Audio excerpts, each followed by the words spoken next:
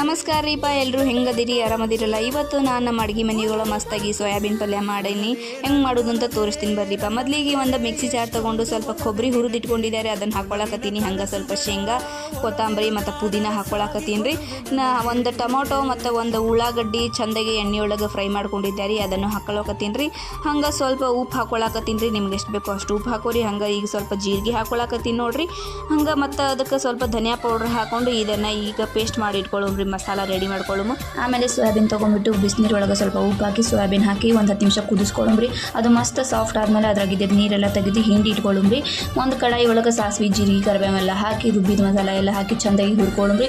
ಅದರೊಳಗೆ ಸ್ವಲ್ಪ ಅರಿಶಿನ ಮತ್ತು ಖಾರ ಹಾಕಿ ಚೆಂದಾಗಿ ಹುರಿದ ಮೇಲೆ ಅದರೊಳಗೆ ಸ್ವಲ್ಪ ನೀರು ಹಾಕಿ ಸಣ್ಣ ಹುರಿ ಮೇಲೆ ಮಸಾಲ ಕುದಿಸ್ಕೊಳ್ಳೋಮ್ರಿ.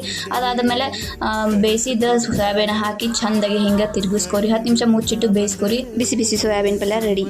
ನೋಡಿದ್ರಲ್ಲ ಎಷ್ಟು ಸುಲಭ ಐತಿ ನಮ್ಮ ಉತ್ತರ ಕರ್ನಾಟಕ ಶೈಲಿ ಒಳಗೆ ಸೋಯಾಬೀನ್ ಪಲ್ಯ ಮಾಡೋದು. ಇದನ್ನು ಬಿಸಿ ಬಿಸಿ ರೊಟ್ಟಿ ಚಪಾತಿ ಜೊತೆ ಉಂಡ್ರಂತೂ ಅಬ್ಬಬ್ಬ ಅದರ ಸುಖನೇ ಬೇರೆ ರೀ. ಈ ವಿಡಿಯೋ ನಿಮ್ಗೆ ಇಷ್ಟ ಆದರೆ ಲೈಕ್ ಮಾಡಿರಿ, ಶೇರ್ ಮಾಡಿರಿ. ಹಂಗೆ ನಮ್ಮ ಚಾನಲ್ನ ಸಬ್ಸ್ಕ್ರೈಬ್ ಮಾಡಿರಿ. ನಮಸ್ಕಾರ, ಹೋಗ್ಬರ್ತೀನಿ.